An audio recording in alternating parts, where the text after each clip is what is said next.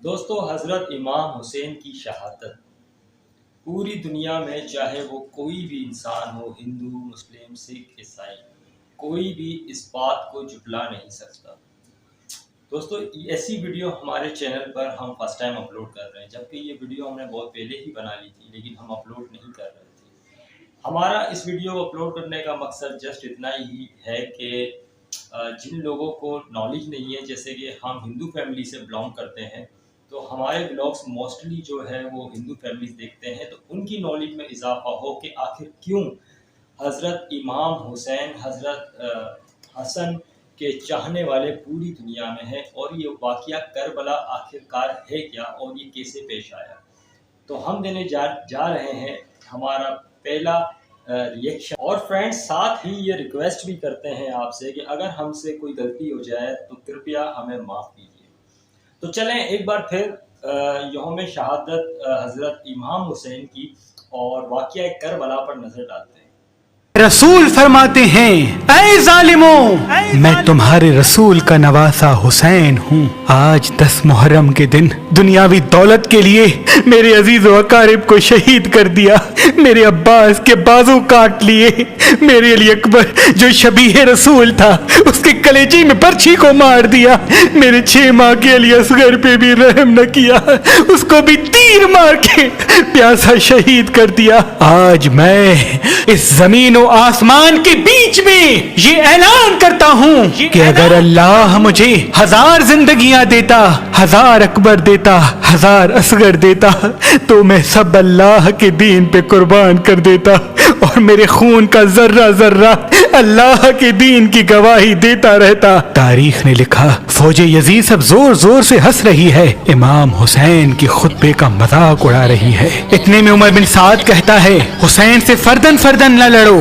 کیونکہ یہ علی کا شیر ہے، اور میں نے حسین کی جنگ دیکھی ہوئی ہے، اس کربلا میں کوئی بھی حسین کو ہرا نہیں سکتا۔ 700 کا لشکر حسین کے دائیں طرف سے اور 700 کا لشکر حسین کے بائیں طرف سے اکٹھا حملہ کرے۔ تاریخ نے لکھا، علی کے شیر نے ایسے وار کیا کہ سب کے سب فنار ہو گئے، فوج یزید میں کوہرام برپا ہو گیا۔ جب یزید کے بڑے بڑے بہادر امام حسین کے ایک ہی وار سے فنار ہوتے تھے تو فوج یزید بھاگنا شروع ہو جاتی ہے۔ پھر عمر بن سعد کہتا ہے، اب لشکر سے حسین کو شہید کرنا ممکن نہیں، جاؤ خیموں کو آگ لگا دو۔ بس کچھ ظالم خیام کو آگ لگاتے ہیں اور کچھ ظالم امام حسین علیہ السلام سے دور جا کر دور سے تیر، نیزے اور برچھیاں پھینکتے ہیں۔ تاریخ نے لکھا، امام حسین کبھی خیام کی طرف جاتے ہیں، کبھی میدان کی طرف آتے ہیں۔ پھر عمر بن سعد کہتا ہے، جس کے ہاتھ میں جو چیز ہے وہ حسین کو مار دے۔ جس کے پاس نیزے تھے اس نے نیزے مارے، جس کے پاس تلواریں تھی وہ دور سے تلواریں مارتا رہا، جس کے پاس تیر تھے وہ امام حسین کا نشانہ لے کے تیر مارتا رہا۔ تاریخ نے لکھا، جس کے پاس مارنے کے لیے کچھ نہ تھا وہ کربلا کی گرم زمین سے پتھر اٹھاتا اور امام حسین کو مارتا۔ امام حسین علیہ السلام آسمان کو دیکھ کے کہتے ہیں، اے اللہ، اس 3 دن کے پیاسے رسول اللہ کے نواسے کی جنگ دیکھ۔ اتنے میں آواز غیب آتی ہے، اے حسین، تیرا اللہ تجھ سے راضی ہو گیا۔ مولا حسین ذوالفقار کو روک دیتے ہیں اور ظالم مسلسل امام حسین کو نیزے اور تیر مارتے رہتے ہیں۔ اتنی دیر میں ایک ظالم امام حسین علیہ السلام کو پیٹھ میں ایسا نیزہ مارتا ہے کہ آپ گھوڑے کی زین سے زمین پہ آ جاتے ہیں۔ تاریخ نے لکھا، امام حسین کے جسم پر اتنے تیر تھے کہ امام حسین نہ گھوڑے کی زین پہ تھے نہ زمین پہ تھے۔ فوج یزید میں خوشی کا ماحول برپا ہو جاتا ہے، سب زور زور سے کہتے ہیں کہ ہم نے نواسہ رسول کو شہید کر دیا۔ اتنے میں شمر کہے، دیکھ کیا رہے ہو، جاؤ حسین کا سر کاٹو۔ جو امام حسین کے قریب جاتا تو امام حسین کی آنکھوں میں ان کو رسول اللہ کا چہرہ نظر آتا اور وہ رو کے واپس آ جاتا۔ شمر کہتا ہے، رو کیوں رہے ہو، یہ حسین کا سر نہیں بلکہ یہ سوچو کہ اس سر کے وزن جتنا سونا ہمیں یزید دے گا۔ بس قریب آتا ہے اور امام حسین علیہ السلام کے گلے پہ خنجر رکھتا ہے، دیکھتا ہے کہ امام حسین کچھ کہہ رہے ہیں۔ جب سننے کی کوشش کرتا ہے تو امام حسین کہہ رہے تھے، اے اللہ تیرے اسلام کے لیے میں نے اپنا سب کچھ قربان کر دیا۔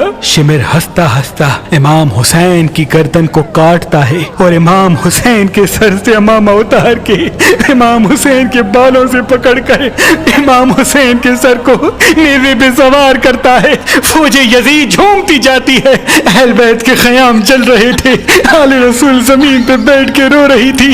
اتنے میں آواز آتی ہے، جاؤ لوٹو۔ سنا ہے کہ رسول اللہ کے خاندان کے پاس کئی قیمتی سامان ہیں، بس خیام میں فوج آ جاتی ہے۔ کوئی رسول اللہ کا امامہ لے کے جاتا ہے، کوئی مولا علی کی تلوار لے کے جاتا ہے، کوئی بیبیوں کے سروں سے چادریں چھین لیتا ہے، کوئی بی بی سکینہ کے کانوں سے بالیاں کھینچ لیتا ہے۔ اتنے میں آسمان رونے لگا، زمین تڑپنے لگی۔ امام سجاد نے جب دیکھا کہ زمین اپنی جگہ چھوڑ رہی ہے، آسمان پھٹنا چاہتا ہے، تو آپ نے سجدے میں سر رکھا اور اللہ کا شکر کرنا شروع کر دیا کہ اے اللہ تیرا شکر ہے کہ تو نے آسمان پیدا کیا، اے اللہ تیرا شکر ہے کہ تو نے زمین کو بچھایا، اے اللہ اپنی نعمتوں کو تمام نہ کرنا، ان تھوڑے سے انسانوں کی سزا آنے والی پوری انسانیت کو نہ دینا۔ امام سجاد سجدہ شکر کر رہے ہیں اور وہاں فوج یزید امام حسین کے لاشے کو پامال کرنے کی تیاری کر رہی ہے۔ تاریخ نے لکھا کہ عرب کے گھوڑوں کی آنکھوں پر پٹی باندھ کے ان کو بھاری لوہے والے نال پہنائے گئے تاکہ امام حسین کے جسم اور ہڈیوں کو اتنا پامال کریں کہ امام حسین کے جسم کا ایک بھی ٹکڑا نہ بچے۔ سب کی لاشوں کو پامال گاہ پہ بچھایا گیا۔ کوئی کہتا ہے کہ ہم جناب عباس کی لاش پہ گھوڑے نہیں دوڑائیں گے کیونکہ ان کی والدہ ہمارے قبیلے سے ہے۔ کوئی کہتا ہے ہم علی اکبر کی لاش پہ گھوڑے نہیں دوڑائیں گے کیونکہ اس کی والدہ ہمارے قبیلے سے ہے۔ کوئی جناب جون کی لاش لے کے گیا، کوئی حبیب ابن مظاہر کی لاش لے کے گیا، کوئی جناب حر کی لاش لے کے گیا۔ تاریخ نے لکھا سب کی لاشیں ہٹنے لگی، صرف کربلا کی گرم زمین پہ امام حسین کی لاش پڑی رہی۔ نہ کوئی یہ کہتا ہے کہ یہ فاطمہ کا بیٹا ہے، نہ کوئی یہ کہتا ہے کہ یہ علی کا لال ہے، نہ کوئی یہ کہتا ہے کہ یہ رسول اللہ کا نواسا ہے۔ بس گھوڑے امام حسین کی لاش کو پامال کرنا شروع کرتے ہیں۔ تاریخ نے لکھا گھوڑوں کو اس طرح سے دوڑایا گیا کہ امام حسین کی پسلیاں ٹوٹنے لگی، امام حسین کا سینہ اور پشت ایک ساتھ ہو گئے، امام حسین کی ہڈیاں اور گوشت زمین کربلا پہ بکھرنے لگا۔ اتنے میں ایک شیر آتا ہے، وہ سپاہی شیر کی آواز سن کے بھاگ جاتے ہیں۔ بس امام حسین کی لاش کو پامال کرنے کے بعد فوج یزید جشن منا رہی تھی اور آل رسول جلے ہوئے خیام کی راکھ پر زاروں قطار رو رہی تھی۔ بی بی زینب کبھی عباس کو یاد کر کے روتی ہے، کبھی اکبر کو یاد کر کے روتی ہے، کبھی معصوم علی اصغر کو یاد کر کے روتی ہے، تو کبھی دور سے اپنے بھائی کے جسم کے ٹکڑوں کو دیکھ کے اپنے نانا رسول اللہ کو کہتی ہے، یا رسول اللہ آپ کی امت نے اس حسین کے جسم کو پامال کر دیا جس کو آپ کندھوں پہ اٹھا کے کہتے تھے کہ یہ جنت کا سردار ہے، یہ مجھ سے ہے میں اس سے ہوں، یہ مجھ سے ہے میں اس سے ہوں۔